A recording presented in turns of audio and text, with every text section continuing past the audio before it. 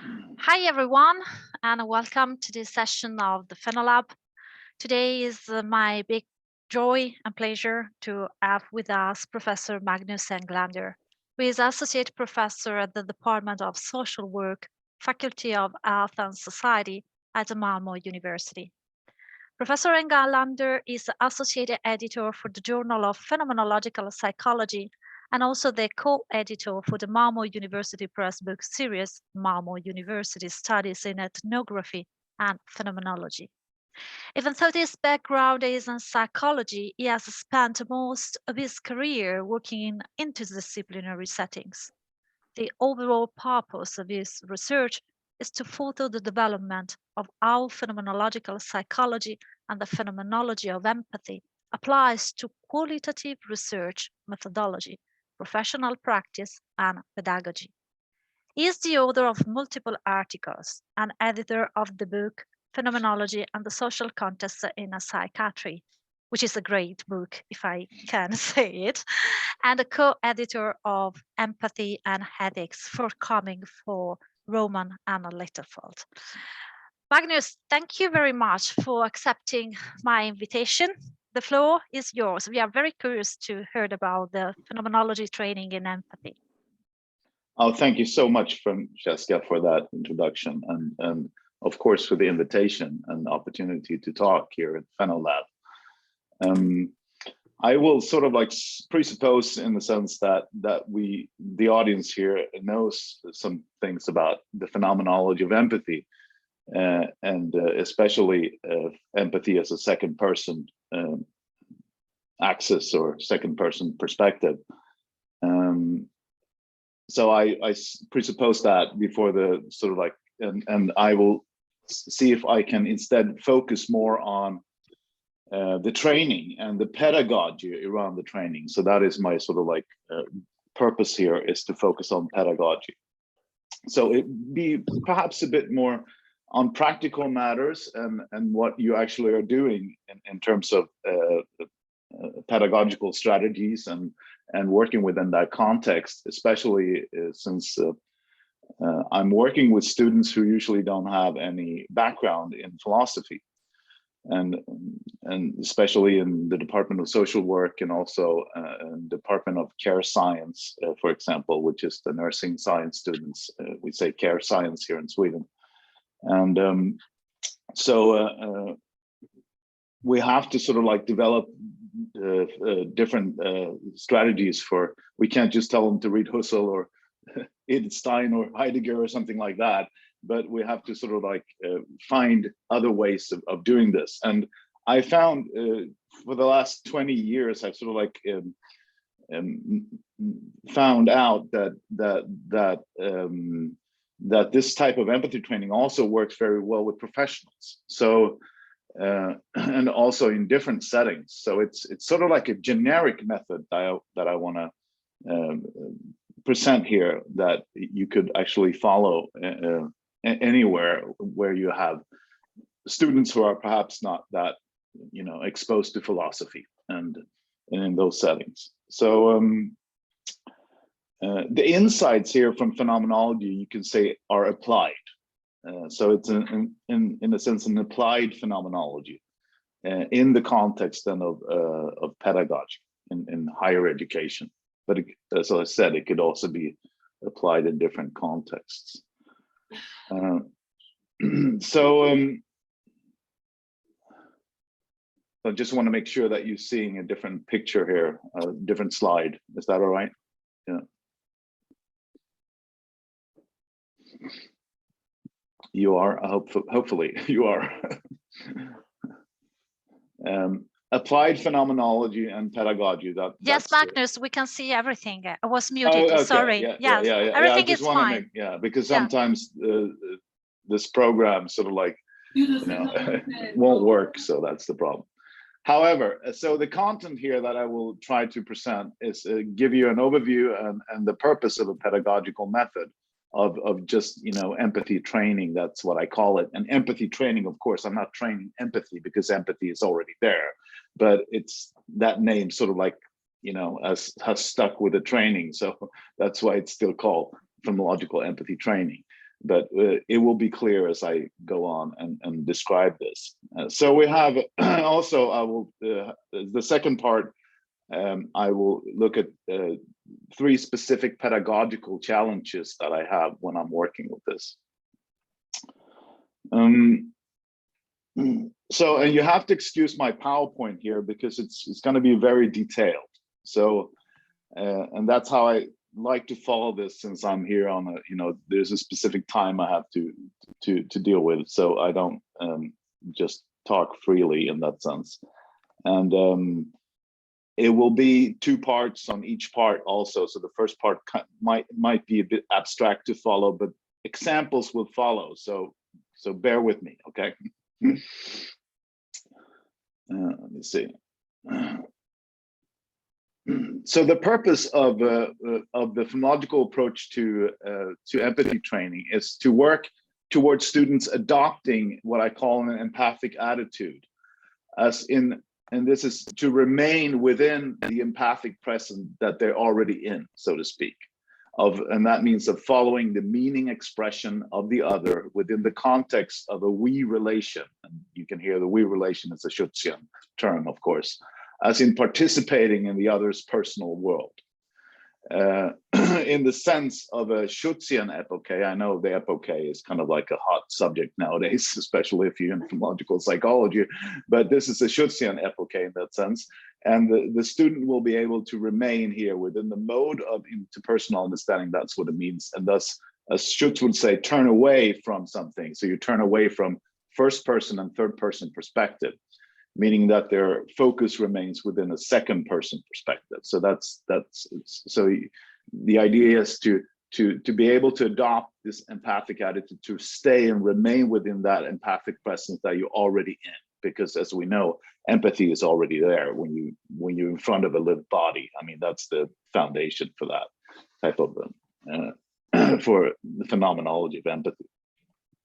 But it's also within the reciprocal sort of like relation, and we get to that later on. So, but that's the first sort of like overview of the purpose of this training. So the pedagogical strategy here will be to reflect that the educator and also the students, you will say, or if you're dealing with professionals, you have to reflect on recorded communicative encounters in small group settings. And so the educator will elucidate the meanings of students' expressions in that setting, because students are often making an inquiry into the cause of the other people's problems, as well as trying to solve other people's problems. This is the tendency that we see in those communicative situations. However, the educator will also disclose how empathy is already part of their reply to the other. So there's a negative and positive side, you might say, but you have to sort of like, okay, now you're sort of like going sort of like the empirical route here, and maybe we should just pull back and see but the empathy might already be there in your expression, and let's see where it's at. So the reflection is especially going sort of like towards what's going on in the interaction within this recorded material. The educator also provides examples in how to reply, and thus providing an example, like almost like a role model for students in how to adopt the empathic attitude. So maybe you could say this instead, and so forth. So that is and I know this is kind of abstract, but we'll get to an example soon. So hang in there, okay. So I can't. So let's get an overview here of a generic disciplinary training. That's what I call that, because it works sort of like interdisciplinary across all fields in that sense. So and this is the basic training, and then we have there could be other types of training afterwards that connects more specifically to certain phenomena or specifically to certain professional contexts and so forth. So, but this is the generic first. You might call it the basic training, but I don't want to call it that. But it's a generic disciplinary training. That's what I call it. So we start with step 1 is a lecture on the phenomenology of empathy, just to give a background. And even if we do that, it doesn't really matter, because it's still it's still problematic for especially students that are not, they don't have a background in, for example, philosophy, especially not phenomenology in that sense, to really to bring that into practice right away. They have to. That's why the next step is to practice this in that sense. So instruction for session 1 here, which is in the step 2, where you're actually doing the training, is to the instruction to the students would be like, express your empathy in a conversation with another person's everyday problem. So, and use your own understanding of empathy. That's what I usually tell them. So don't worry about the lecture, just use your own understanding of what empathy means. And we record this using audio and have them also to transcribe it. So you have one student sort of like talking to another student. So if you understand that, one student talking to another student, one student having an everyday type of problem that they're supposed to describe, and the other student are supposed to sort of like act from part of whatever their understanding of empathy is. And then they record this, and then they transcribe it, and of course they make copies for the other people in small groups, and that's the best way of teaching this. And we do choose audio here in the sense that and I tried everything for the last 20 years when it comes to video recording and all those things, but I choose audio because it's easier and better manageable for the students to be able to focus on what they're supposed to focus on, so to speak. So otherwise it gets too many things, and so it's better to have actually audio recordings, even though you might miss all those other things like the embodied stuff that you might see otherwise. But it's easier because it's easier for them to focus on something. So, and also to focus on, but then after the basic training, so to speak, is over, you can go over to video if you want and do other things, of course. But this is a good way of starting it. And the material they actually bring to those small groups is actually meant as examples more so than any type of supervision. But as we all know, if we do something ourselves, it's also embodied in that sense, and it helps the learning experience, and that also helps them. But it's mainly meant as examples, so you also learn from the other students and other professionals or whatever group you are focusing on. You also know from their recordings, so that's the deal. So step 2 here then is the training sessions then. And the first session, you usually work from the type of contrast pedagogy, and that's to help them to see, okay, this is what you did, and this is what phenomenology of empathy is all about, and they help them to see that. And most students get the insight after session 1, and that's the good thing, right? But the instruction for session 2 then is to make another recording, of course. And the instructions I give them there is to actively apply what you learned from session 1. I mean, to bring that insight into practice as good as you can, right? And when you get to session 2, most students are kind of like disappointed because they don't think they really did well and all those things. But as we do actually go along and listen to those recordings and follow the transcripts of the recordings together, we will see, actually, we do see that they did pretty well. So that's interesting in that sense. But of course, if you have an insight that's clear, and to make that into practice is difficult, right? So instruction for session 3 is, what I tell them there is to let go of actively trying. It's like to have the leap of faith, right? And trust that you know how to adopt the attitude. So that's the whole thing for session 3, and it really usually turns out pretty well in session 3. And then you can also have a step 3 here in the whole sort of like pedagogical method, is to have a reflection in writing, or a seminar if you have professionals, for example, and you don't want them to do writing, but students at university, you can always do that. And you can have them to try to relate this training to their professional context, so it's sort of like contextualize their experience here, their learning experience. So the reflections taking place during the training here is that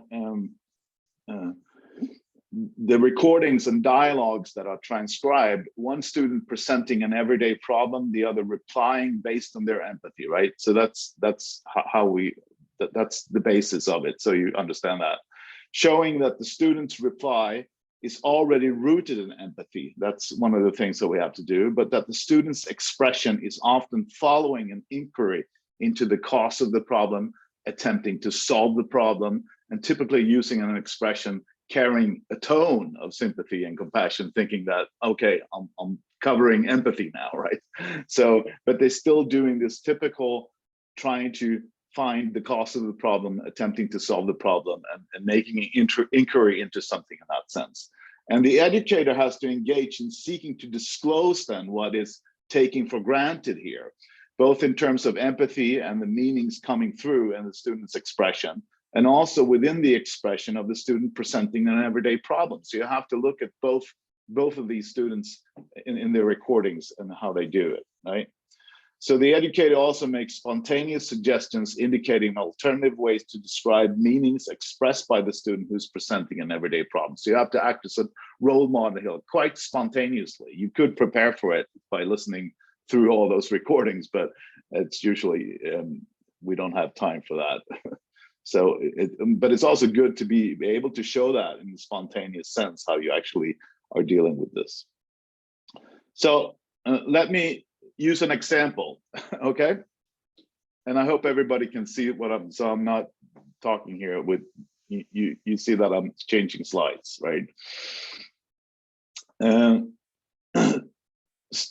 Student, okay, so this is a student talking about a problem. This is a recording, okay? So you have to think about, you sitting in a room, it's a small group, and this is a recording, and I'm just pulling something out here, right? And I'm just, you know, it's made up, and it's, you know, we have winter here in Sweden, it's kind of depressing.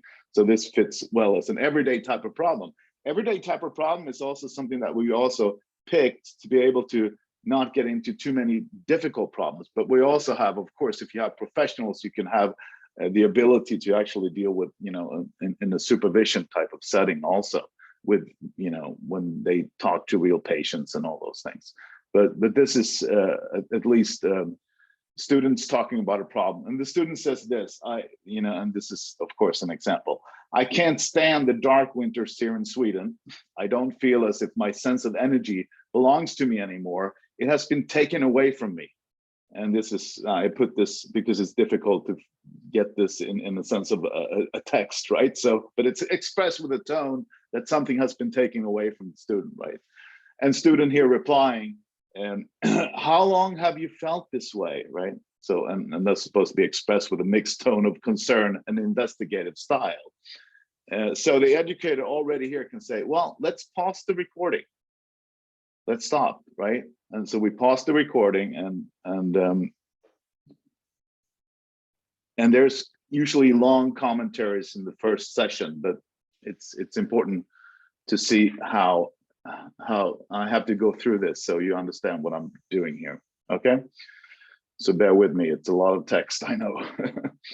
So how long, and so the commentary the educator would say, and this, you have to pretend that we're sitting here in a small group with those students, right? So how long have you felt this way? And I'm looking at the students, right? So it's a legitimate question of concern. However, you have not described your understanding of the other to the other. You have not described it, right? You took it for granted and you went right to the question here, right? Instead, you have moved on to make an investigation as to the severity or cause of the condition, right? How long have you felt this way? There's a sense of concern, there is severity. Also an investigation of where does this start, right? So she says that she can't stand the season, that her sense of energy don't belong to her anymore, and that it has been taken away from her, right? So what type of meanings are you present to within this expression? That might be a question that you actually ask them, right? And the next commentary would be, we can see in your question that what you have been present to, right? So now we're moving into, so the first one was like, sort of like, okay, you're doing this and you skipped a step. You did not share your understanding with the other, but you went directly for the inquiry, right? And your concern, right? But here in the second, but you also have to sort of like, you have to help them to reflect and to see their empathy, because their empathy is already there within the question, actually, what they have been present to. Otherwise, they wouldn't be able to ask the question, right? So we can see in your question what you have been present to, as in how long, right? Points to the client's meaning expression anymore. Remember that? What I can go back and see, so you can see what the person says, you know, the student pretending to be a client, right? Anymore. So in my sense of energy belongs to me anymore, right? So that's the how long thing, right? Whereas have you felt points back to the client's expression saying, I don't feel, right? And this way, when you say how long have you felt this way, to us, if my sense of energy don't belong to me and has taken away from me. So that's sort of like the phenomenon that comes through there, right? In other words, empathy in terms of the verbal meaning content as expressed by the other is already there within your way. And I'm approaching the student here, right? Within your way of framing your question, right? So it's already there. You can see it's already there. You've been present to something. You've been present to meaning here, and that is within the question. It's already in the question. However, you are making an inquiry here and looking at the severity of it. And of course, it's nothing wrong with asking questions. So don't get me wrong here. It's nothing wrong with looking at what the severity is. It depends on the situation and the context and all those things, right? Of course. But for the training, the sake of the training, I want to get away from that type of investigative style, and also get away from this whole thing about sympathy and compassion and all those things. And that sounds horrible, I know, but it has a point to get to what you actually are present to, right? So,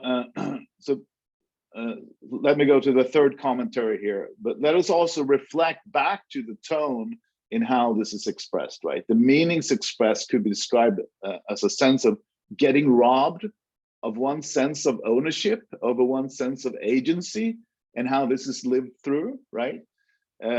The person is saying it's been, you know, it's been taken away from me, right? So that's the psychological meaning here, of course, you know. And in other words, how would we go about verbalizing our empathy here? You express this with a tone of concern, and also with the nature of your question, seeking to see the severity of the condition. So also acknowledging that the student, even though they are making that type of a investigative style, and that the empathy is there for seeing that there's a sense of severity in the expression, right? In a sense, it's trying to elucidate what's going on here in the interaction by working from communications, right? Dialogues. However, let us instead see if we can describe for the other, and this is the last part, as I said earlier, where I'm trying to sort of like give an example as a role model for how to approach this. How do I want you to remain within empathy and then expand on that through your communication? So you're getting into that mode of an empathic attitude, right? So, however, let us see if we can describe for the other what we have understood, and thus say within the mode of interpersonal understanding, right? Perhaps we could say, you are fed up with this season, right? You feel as if you are getting robbed of your energy. So notice here that I'm staying with my understanding and trying to describe that. And even if this is not, you know, in the sense of having rules of how to say that, I'm using this as a, you know, a typical type of starting with a you, because you is second person, right? So you are fed up with this season. You feel as you are getting robbed of your energy and all, and that's the focus then. It's not me, it's you, right? So it's not the person who's replying, who's experiencing this, is the other person, right? and the expression that comes through comes forward sort of at the other person is what you're working from. And I know this sounds like a linear type of thing, like either, you know, one person and the other person, and we're missing the reciprocal stuff, but you have to start in this way. That's the only way to do it, in a pedagogical sense, right? And note here also, I put a note here that I'm not trying to paraphrase or summarize, because that will be present to paraphrasing or summarizing. So that's then you trying to, oh, how do I paraphrase this and how do I summarize this? And you already lost it, right? You're gone. But it might come out as a summary or paraphrase, but that's a different matter, right? So that's an important distinction.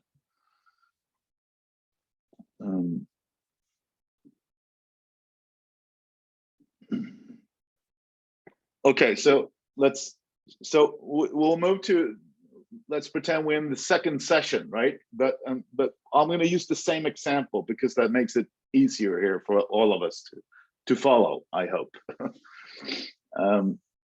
The student talking about the problem, I can say this again so we get back to it. I can't stand the dark winters here in Sweden. I don't feel as if my sense of energy belongs to me anymore. That's been taken away from me, right? A student replying, you're fed up with the season. You feel as you are getting robbed of your energy, expressed with a focus on you, a second person here, and exploring tone and trying to understand. So I just took my example there and put that in here, and let's pretend that that's what's going on, right? So here we can see that that's what happens. So what happens then is actually, instead of having those questions, and once again, I'm not saying that you shouldn't ask questions, but and this is not like a hands-off approach, as some people would say, but it's a very active approach in many ways. And so but the thing is here that you by describing what you're present to within this empathic attitude, you're actually letting the student stay within that experience. You're not taking them somewhere else, as an investigation takes you somewhere else. And that might be useful sometimes, of course. And once again, I'm not saying you shouldn't do that, depending on the context or whatever. But the important thing here is, let's practice this. Let's stay with the experience. Let's stay with the student in the here and now, because then we're getting into the reciprocal aspect of empathy. So the student with the problem says, yeah, you know, it is not worth doing anything. And I have such a hard time doing simple things like making some dinner for myself. It is just as if I lost my basic strength.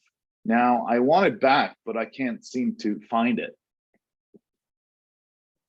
So as we can see here, in basing one's communication on second person, the student has started to get a sense on how to adopt the empathic attitude here, right? In our example, which opens up for an exploration into the other's personal world. And that's the exploring the other person's world without making the encounter into an investigation into causality or trying to solve the problem or showing concern, because one thinks that that's required to be empathic, right?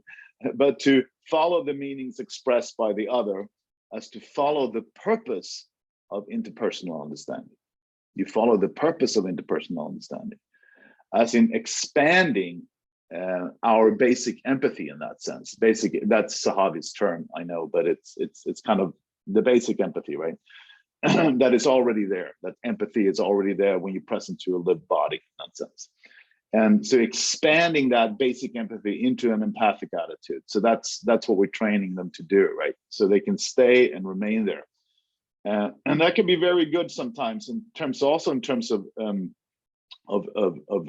gaining more knowledge about the person's experience in where they are at, instead of, you know, making that investigation that will get you somewhere else, right? So it could be beneficial in that sense. We can see that the student with the problem can stay with the experience and is also providing us with insight into her motivational horizon here, right? And in the sense of her in order to motives, right? So as she says, now I want it back, but I can't seem to find it, right? Typical to use that. Of course, it's a Schutzin thing to say, but it's the in order to motives instead of the because motives in that sense.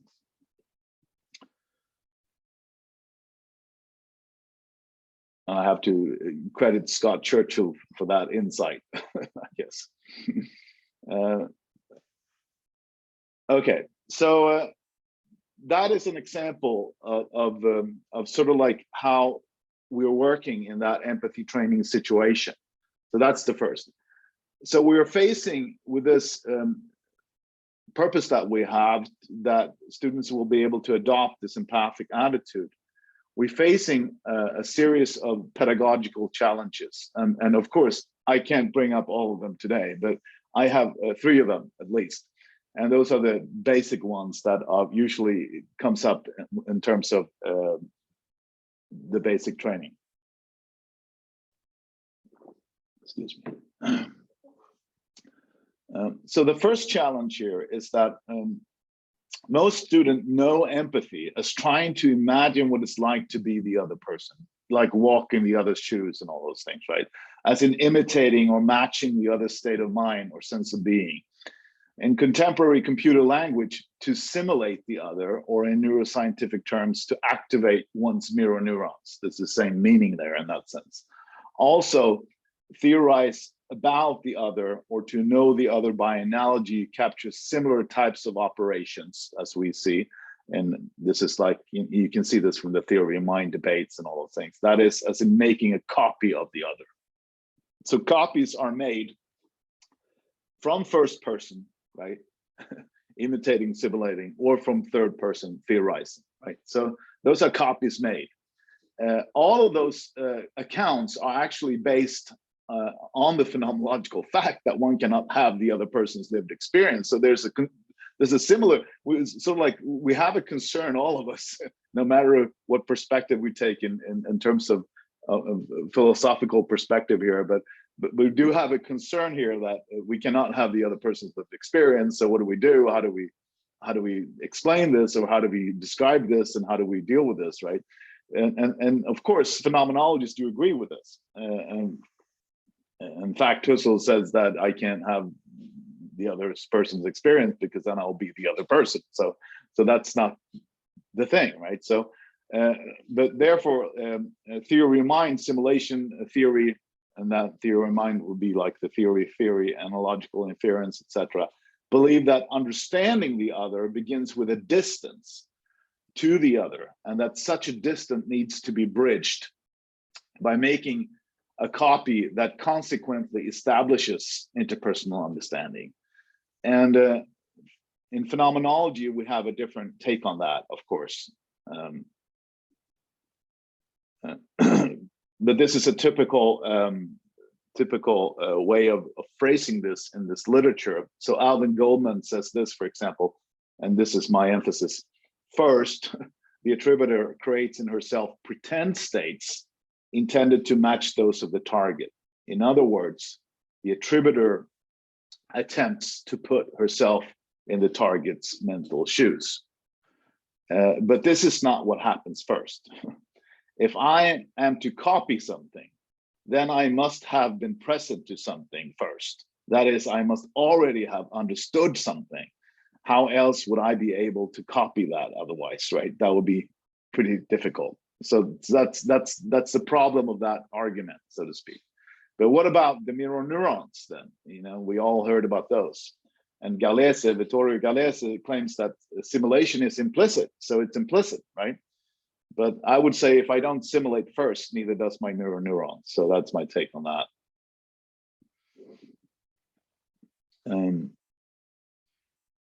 And here we have a couple of quotes. I don't have that many quotes, but here are some quotes from logical literature. And the first one is from Stein. Empathy is kind of active perceiving. Empathy is the experience of foreign consciousness. And Thomas Fuchs says it is through immediate perception of an embodied interaction with others that we gain our primary experience of their feelings and intention without recourse to inner theories or simulation. Sahavi points out empathy is taken to disclose rather than establish intersubjectivity. And Sahavi also writes, the focus is on the other and not on yourself, not on how it would be like for you to be in the shoes of the other. That is, the distance between self and other is preserved and upheld. And that's interesting. There's a distance there that's preserved and upheld. At the same time, you actually, and that's sort of like almost like the paradox of empathy. You still understand something, but there's still distance there, right? If I project the results of my own simulation onto the other, I understand only myself in that other situation, but I don't necessarily understand the other. And that's Gallagher and Sahavi. So I used a lot of Gallagher and Sahavi here because they, in the sense that they did work on that debate between the theory of mind actively in the beginning of this century.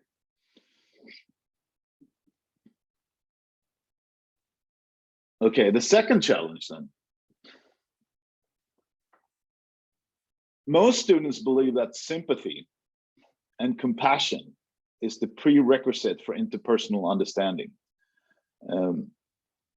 And so similar to the problem of copy theories mentioned above, it is evident that some type of understanding within the face-to-face situation must have been taking place before one is able to be sympathetic or to feel compassion for the other. So once again, and this is Max Scherler, of course, is famous for this, that empathy precedes sympathy. And the logic here is the same, right? You have to be present to something to be able to show sympathy for them or to feel sympathy or compassion for it. So there's something occurring before that happens, right?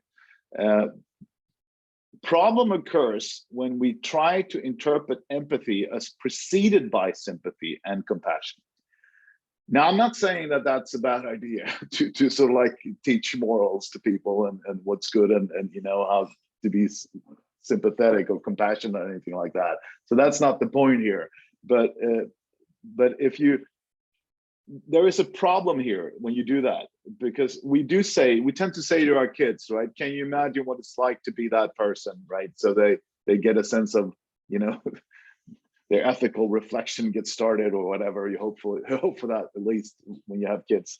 And the whole idea here is that I think a lot of times that trying to walk in the other person's shoes and all that are more geared towards that than anything else. And that's of course, it's a good thing. It's not like something that you perhaps shouldn't do, but it also problematic because confusing the relation between empathy, sympathy, and compassion can lead one to negative expressions, such as if you imagine now that you only have to sort of like have sympathy for somebody to understand something. That's problematic, right? Because you might say, when you see somebody doing something that you don't agree with, you might say, that I can never understand.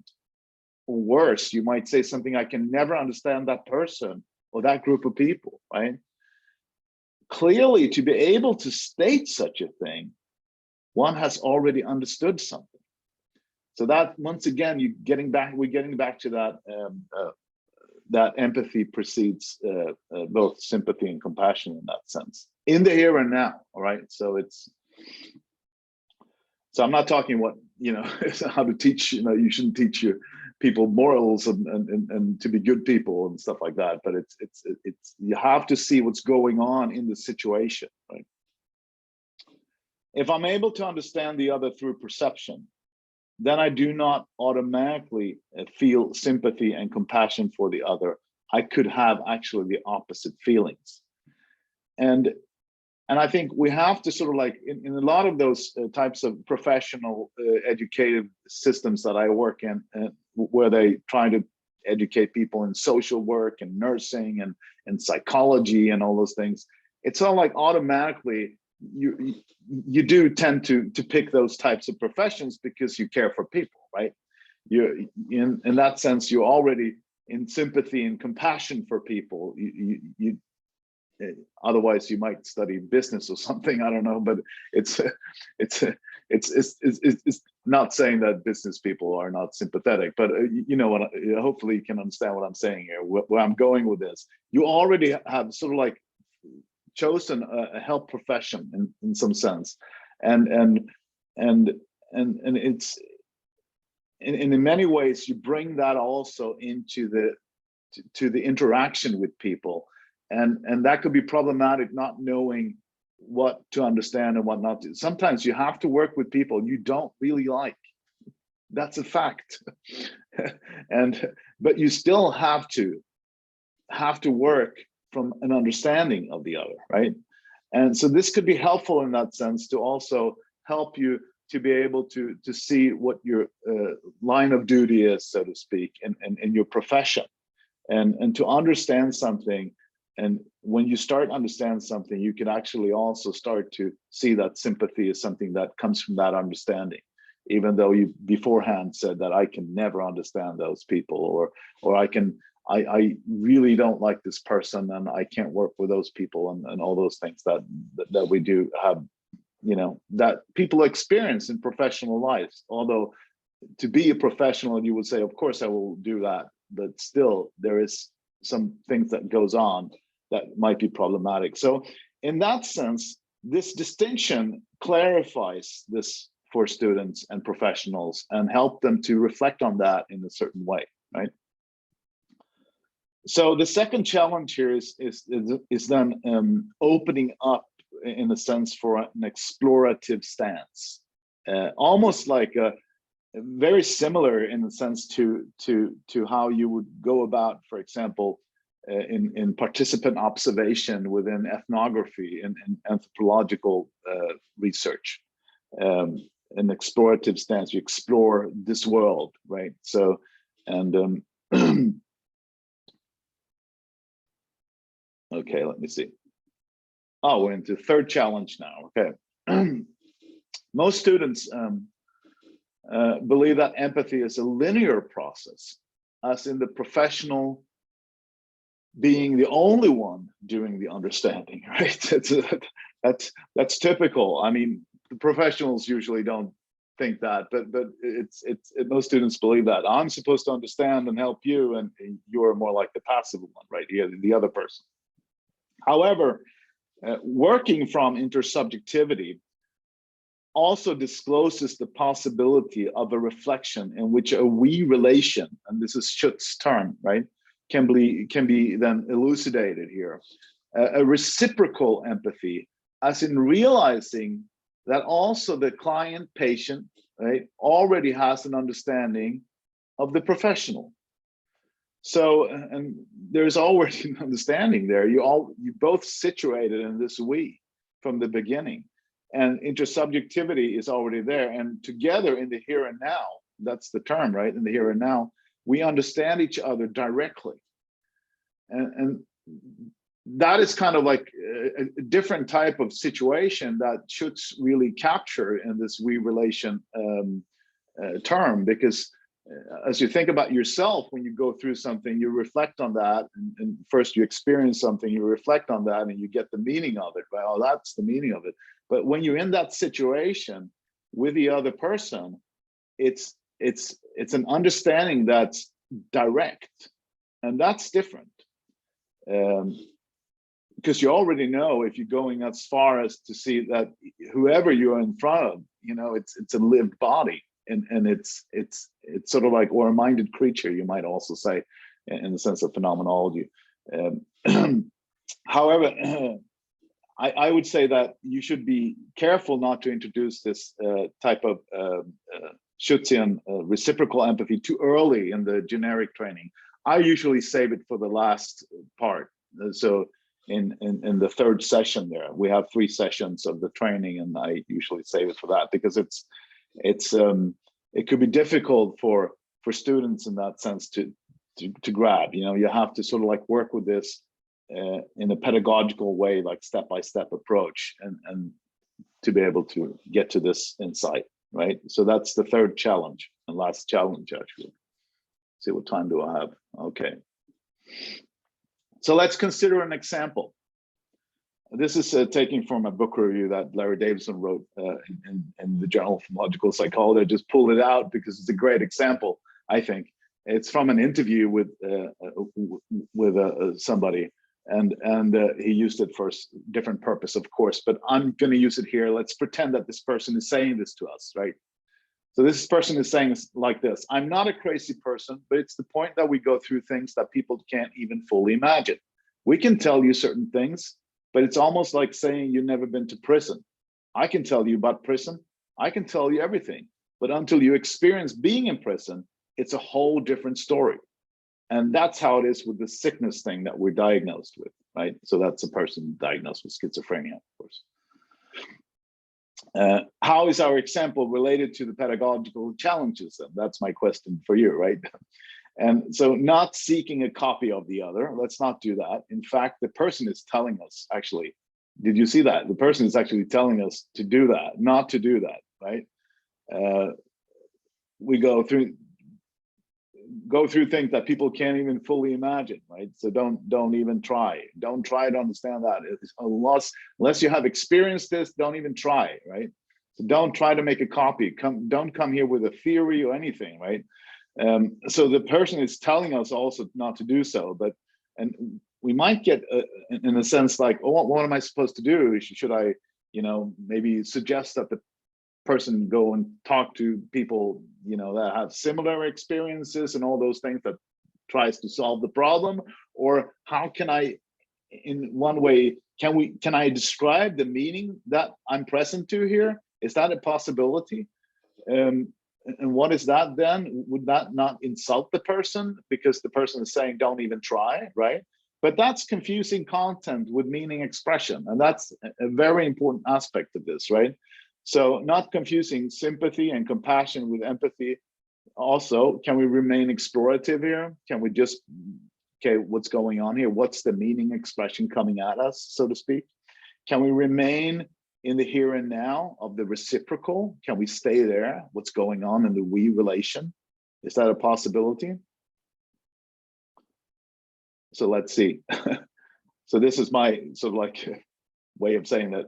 So we can say this: you feel that I can never understand your situation. What did I just do? I understood the person, right? So, or at least I was engaged in interpersonal understanding.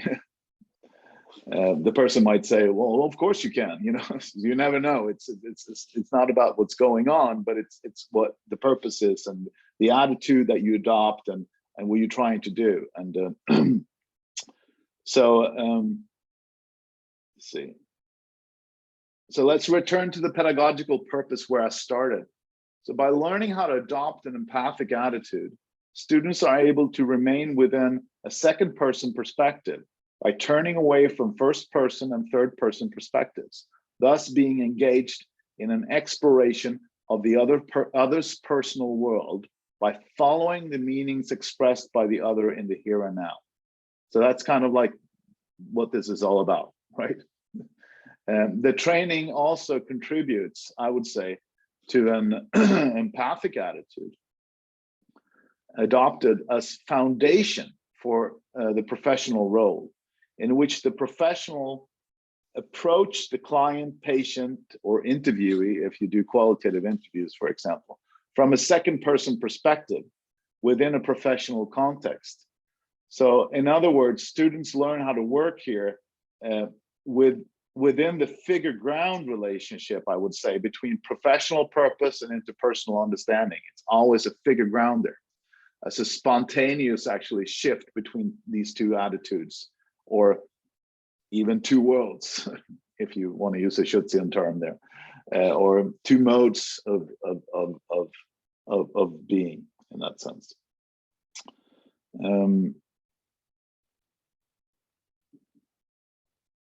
Here are some of the references. I didn't.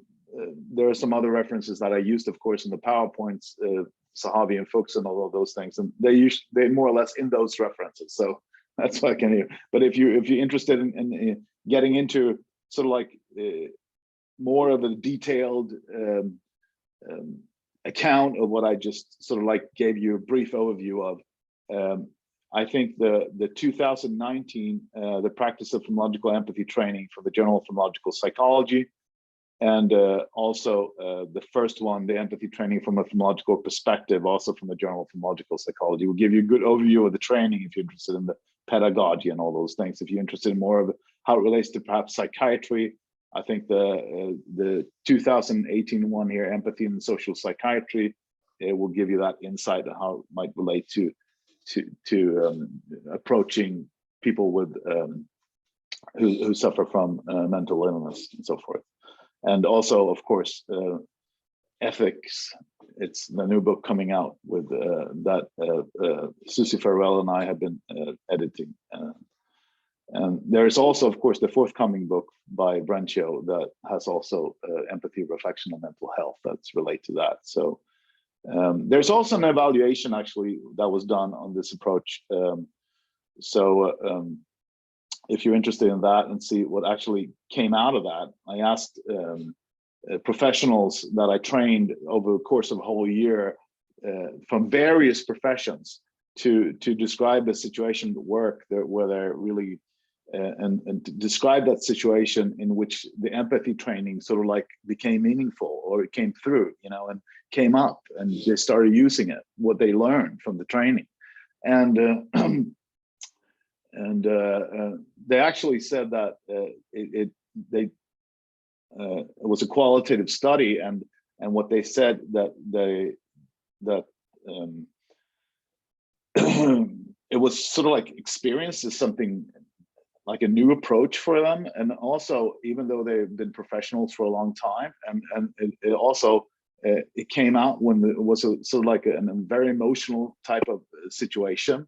And it also came out in the sense of helping them to calm down the situation they experienced, and also how to build a relationship, after a professional relationship with that client. And so that was kind of an interesting, the meaning of the training, so to speak, in a professional context later on. So that's in the Journal of Humanistic Psychology there from 2014.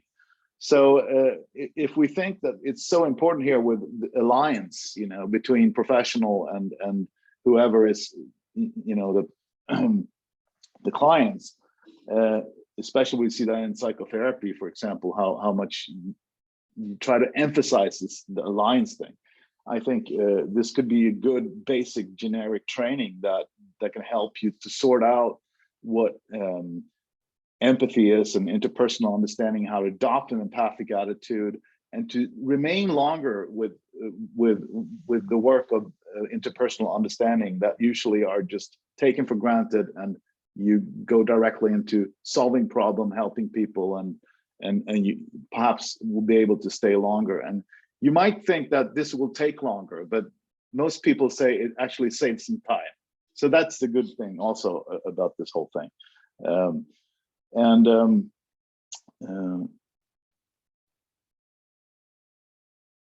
Whatever I gave here is an example, of course, you know, it's not prohibited, and you can't all the time go into all the being into adopting an empathic attitude and go further.